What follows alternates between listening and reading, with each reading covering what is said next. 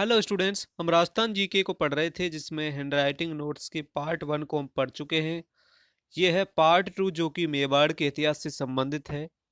अब दोस्तों हम मेवाड़ के इतिहास में आगे पढ़ने वाले हैं कि मेवाड़ के इतिहास के समय दोस्तों राणा लाखा को हम पढ़ रहे थे। तो एक बार और रिवीजन करते हैं राणा लाखा का।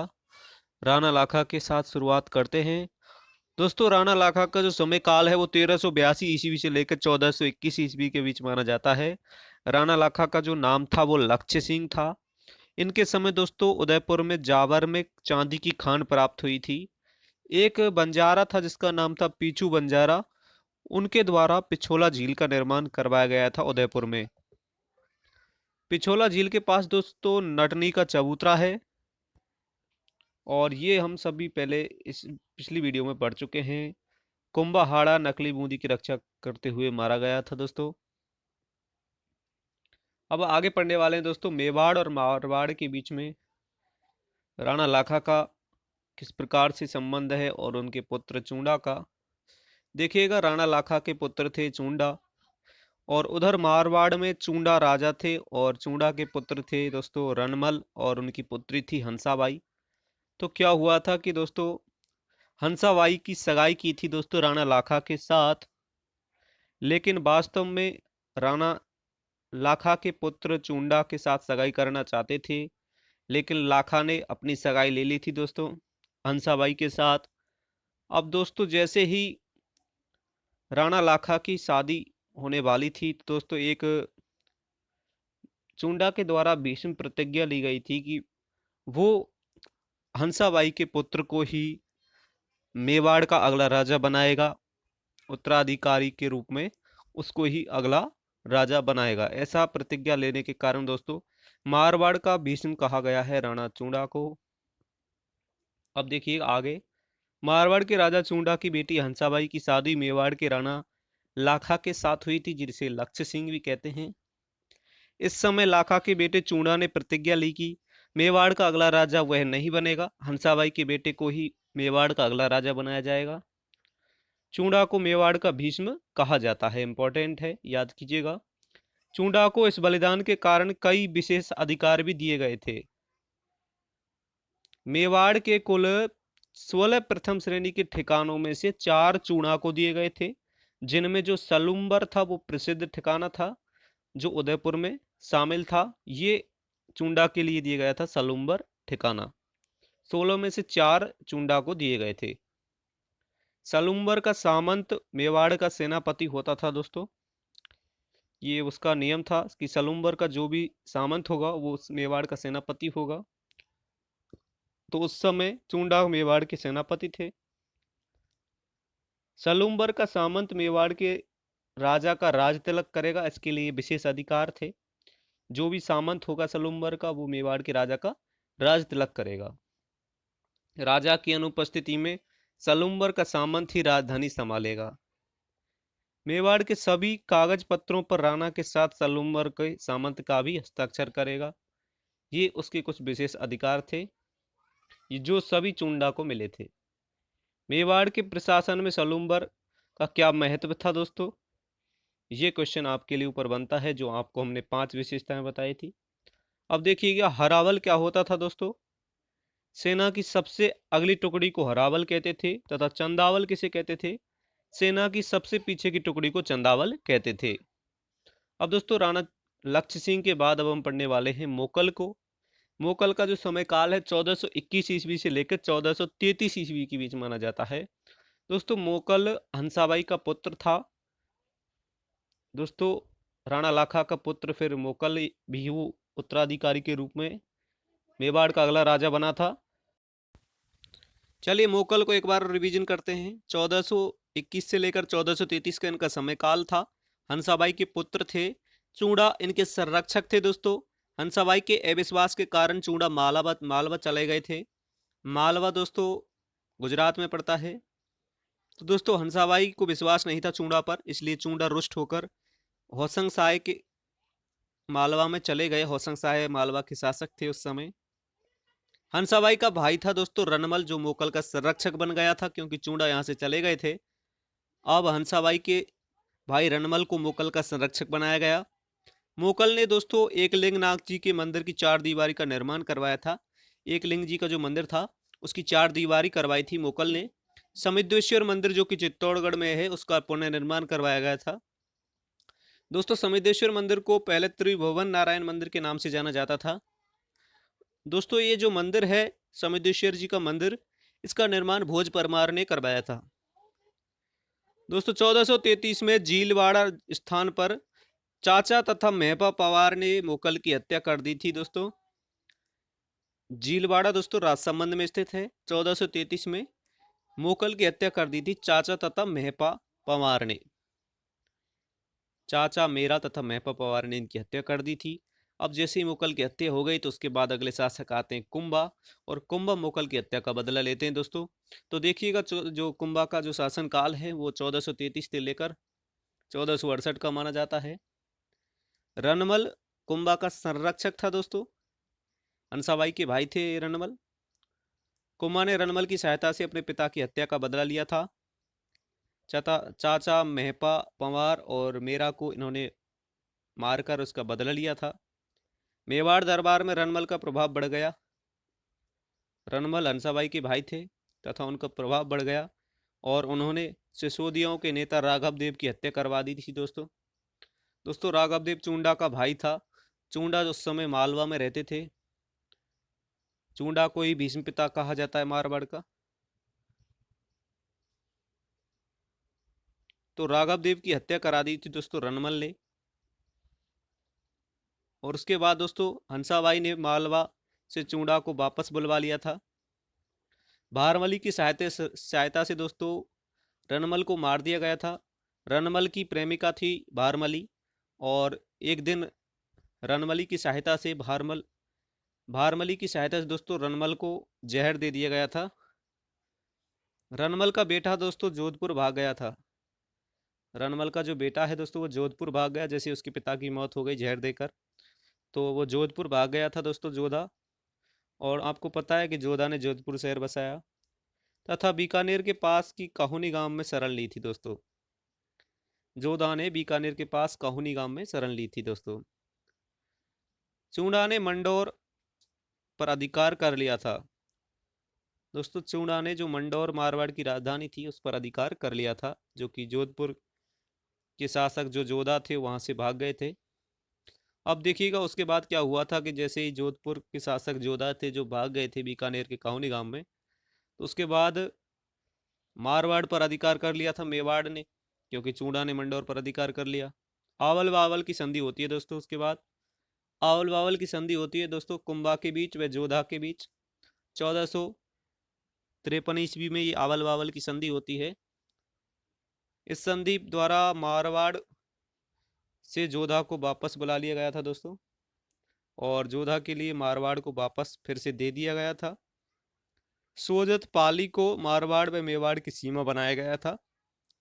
जोधा जोधा की दोस्तों जो बेटी हैं जिनका नाम है श्रृंगार कंवरी, श्रृंगार कंवर, उनकी शादी की गई थी दोस्तों कुंभा के बेटे रायमल के साथ। महाराणा कुंभा के बेटे रायमल के साथ श्रृंगार कंवर की शादी कर दी गई थी, जो कि जोधपुर की राजकुमारी थी, राव जोधा की बेटी थी। उसके बाद दोस्तों क्या होता है कि सारंगपुर का युद्ध होता है। उससे पहले आपको याद रखना है कि 1453 में आवल बावल की संधि हुई थी कुंभा व जोधा के बीच। उसके बाद इस संधि से दोस्तों मेरवाड़ और मारवाड़ की सीमा जुड़ी, सोजत पाली तथा शादी संबंध होने लगे। उसके बाद दोस्तों सारंगपुर का युद्ध आता है जो कि 1437 में होता है। ये उससे पहले की बात है, लेकिन आपके नोट्स में बाद में लिखा है दोस्तों, इसको याद कीजिएगा। 1437 में कुंभा के बीच व महमूद खिजली के बीच युद्ध हुआ था जिसका नाम है सारंगपुर का युद्ध। ये 1437 में हुआ था दोस्तों। महमूद खिजली मालवा के शासक थे। अब देखिएगा इस युद्ध का प्रमुख कारण क्या था। महमूद खिजली ने मोकल के हत्यारों को शरण दी थी। मोकल के हत्यारे कौन थे? चाचा मेरा और मेहपा पवार, इन तीनों को शरण दी थी दोस्तों महमूद खिजली ने। इसी कारण ये युद्ध हुआ था जिसका नाम है सारंगपुर का युद्ध। 1437 में हुआ कुंभा व महमूद खिजली के बीच। इस युद्ध में कुंभा जीत गया था। जीत के याद में दोस्तों इन्होंने चित्तौड़ के अंदर विजय स्तंभ का निर्माण करवाया था। सबसे बड़ा कारण है दोस्तों, विजय स्तंभ का निर्माण किस कारण हुआ था दोस्तों? सारंगपुर के युद्ध के विजय के उपलक्ष्य में विजय स्तंभ का निर्माण करवाया गया था। और सारंगपुर का युद्ध क्यों हुआ था? क्योंकि महमूद खिजली ने मुगल के हत्यारों को शरण दी थी, इसी कारण ये युद्ध हुआ था। उसके बाद दोस्तों आपके लिए अगला नोट्स में आता है कि चंपानेर की संधि दोस्तों 1456 में हुई मानी जाती है। कुतुबुद्दीन शाह व महमूद खिजली के बीच ये संधि हुई थी। इसका प्रमुख उद्देश्य था दोस्तों कुंभा को मिलकर हराना। दोनों की सेनाओं को मिलाकर कुंभा को हराने की साजिश रची गई थी। गुजरात की सेना थी दोस्तों कुतुबुद्दीन शाह की, और महमूद खिजली जो कि मालवा के शासक थे, इन दोनों ने चंपानेर की संधि की थी 1456 में। अब देखिएगा दोस्तों, उसके बाद बदनौर का युद्ध आता है जो कि 1457 में माना जाता है। कुंभा ने दोनों की सेनाओं को हरा दिया दोस्तों। चंपानेर की जैसी संधि होती है तो दोस्तों उसके बाद बदनौर का युद्ध होता है। कुंभा ने दोनों की मिली हुई सेनाओं को, संयुक्त रूप से मिली हुई सेनाओं को हरा दिया था, तथा कुंभा ने सिरोही के सहसमल देवड़ा को भी हरा दिया था दोस्तों। अब देखिएगा दोस्तों, नागौर शम्स खां और इधर हैं आपके मुजाहिद खां। दोस्तों कुंभा ने इसे सहायता दी थी, जो शम्स खां है इसको सहायता दी थी, और मुजाहिद खां है दोस्तों ये इसको कुंभा ने हराया था दोस्तों। अब देखिएगा कुंभा की जो सांस्कृतिक उपलब्धियां हैं उनको हम पढ़ने वाले हैं। संस्कृति के बारे में कुंभा की जो उपलब्धियां हैं, सांस्कृतिक उपलब्धियां स्थापत्य कला के अंदर, उनको देख लिए। कुंभा को राजस्थान की स्थापत्य कला का जनक कहा जाता है। कुंभा को राजस्थान की स्थापत्य कला का जनक कहा जाता है। अब सबसे पहले आता है विजय स्तंभ। विजय स्तंभ के जो अन्य नाम हैं वो देखिएगा। कीर्ति स्तंभ इसे कहा जाता है, विष्णु ध्वज इसे कहा जाता है, गरुड़ ध्वज इसे कहा जाता है, मूर्तियों का अजायब घर कहा जाता है, भारतीय मूर्तिकला का विश्वकोश इसे कहा जाता है। विजय स्तंभ को अन्य नामों से भी जाना जाता है, कीर्ति स्तंभ, विष्णु ध्वज, गरुड़ ध्वज, मूर्तियों का अजायब घर और भारतीय मूर्तिकला का विश्वकोश। दोस्तों ये 9 मंजिला इमारत है। इसकी लंबाई 122 फुट मानी जाती है तथा चौड़ाई 30 फुट मानी जाती है। इसके जो वास्तुकार हैं दोस्तों, विजय स्तंभ के जो वास्तुकार हैं जैता, पूंजा तथा पोमा व नापा हैं। जैता, पूंजा, पोमा व नापा इसके वास्तुकार हैं। और दोस्तों राजस्थान पुलिस तथा राजस्थान माध्यमिक शिक्षा बोर्ड का जो प्रतीक चिन्ह माना जाता है विजय स्तंभ माना जाता है। वीर सावरकर के संगठन व अभिनव भारत का प्रतीक चिन्ह विजय स्तंभ को माना जाता है। भारत की पहली इमारत जिस पर डाक टिकट जारी किया गया है वो इमारत है विजय स्तंभ। देखिएगा अगला, जेम्स टॉड ने विजय स्तंभ की तुलना दोस्तों कुतुब मीनार से की है। कर्नल जेम्स टॉड ने विजय स्तंभ की तुलना कुतुब मीनार से की है दोस्तों। फर्ग्यूसन ने दोस्तों विजय स्तंभ की तुलना रोम के टार्जन टावर से की है। जो फर्ग्यूसन है दोस्तों उन्होंने विजय स्तंभ की तुलना रोम के टार्जन टावर से की है। स्वरूप ने दोस्तों, स्वरूप सिंह ने इसका पुनर्निर्माण करवाया था। विजय स्तंभ का पुनर्निर्माण किसने करवाया था? स्वरूप सिंह ने करवाया था। विजय स्तंभ की जो 8वीं मंजिल है दोस्तों उस पर कोई मूर्ति नहीं है। और दोस्तों 3 मंजिल में जो तीसरी मंजिल है विजय स्तंभ की, उसमें 9 बार अरबी भाषा में अल्लाह शब्द लिखा है। दोस्तों विजय स्तंभ की तीसरी मंजिल पर 9 बार अल्लाह शब्द लिखा है। स्वरूप सिंह ने इसका पुनर्निर्माण करवाया था। 8वीं मंजिल पर कोई भी मूर्ति नहीं है। कीर्ति स्तंभ प्रशस्ति के लेखक हैं दोस्तों अत्रि महेश, कवि अत्रि और कवि महेश, ये कीर्ति स्तंभ प्रशस्ति के लेखक हैं। अब देखिएगा जो कुंभा के प्रमुख किले हैं उनको हम पढ़ने वाले हैं। कवि राजा श्यामल दास जी की एक पुस्तक है जिसका नाम है वीर विनोद। उसके अनुसार मेवाड़ के कुल 84 दुर्गों में से 84 किलों में थे दोस्तों 32 किलो का निर्माण कुंभा ने करवाया था, ऐसा लिखा है। श्यामल दास की एक पुस्तक है जिसका नाम है वीर विनोद। उसमें लिखा है दोस्तों कि 84 दुर्ग हैं जो किले हैं मेवाड़ के, उनमें से 32 किलों का निर्माण कुंभा ने करवाया था। जिनमें प्रमुख किलों में सबसे पहले किला आता है कुंभलगढ़ का किला जो कि राजसमंद में स्थित है। दोस्तों कुंभलगढ़ के किले के जो वास्तुकार हैं वो मंडन माने जाते हैं। इस किले को मेवाड़ व मारवाड़ की सीमा का प्रहरी कहा जाता है। इसका सबसे ऊंचा जो महल है कटारगढ़ है दोस्तों। कटारगढ़ के अंदर ही मेवाड़ महाराणा प्रताप का जन्म हुआ था, जूनी कचहरी के अंदर। दोस्तों जो सबसे ऊंचा महल कटारगढ़ है वो कुंभा की निजी आवास माना जाता है दोस्तों। इसे मेवाड़ का आंख भी कहा जाता है दोस्तों, कटारगढ़ को मेवाड़ की आंख कहा जाता है। कुंभलगढ़ प्रशस्ति के जो लेखक हैं दोस्तों, कवि महेश हैं। इस प्रशस्ति में दोस्तों कुंभा को धर्म व पवित्रता का अवतार बताया गया है। अब दोस्तों अगला दुर्ग आता है जो कुंभा के द्वारा बनाया गया था, वह है अचलगढ़ का दुर्ग। दोस्तों अचलगढ़ का जो किला है दोस्तों सिरोही में स्थित है और 1452 ईस्वी में कुंभा ने इसे पुनर्निर्मित किया था दोस्तों। अगला दुर्ग है बसंती दुर्ग, माचन दुर्ग। दोस्तों ये दोनों दुर्ग भी सिरोही में स्थित हैं, बसंती दुर्ग और माचन दुर्ग। मेरों पर नियंत्रण के लिए दोस्तों ये बनाया गया था। माचन दुर्ग है जो एक जनजाति है जिस पर नियंत्रण के लिए बनाया गया था। अगला है भोमट दुर्ग। भोमट दुर्ग दोस्तों ये भील जनजाति पर नियंत्रण करने के लिए बनवाया गया था भोमट दुर्ग। दोस्तों चित्तौड़गढ़, अचलगढ़, कुंभलगढ़ में कुंभश्यामी मंदिर बनवाए गए थे दोस्तों कुंभा के द्वारा। चित्तौड़गढ़ दुर्ग में, अचलगढ़ दुर्ग में और कुंभलगढ़ दुर्ग में, इन तीनों दुर्गों में कुंभा के द्वारा कुंभस्वामी मंदिर का निर्माण करवा गया था। कुंभस्वामी दोस्तों विष्णु जी को ही कहा जाता है। चित्तौड़ में श्रृंगार चमरी का मंदिर बनवाया था कुंभा ने।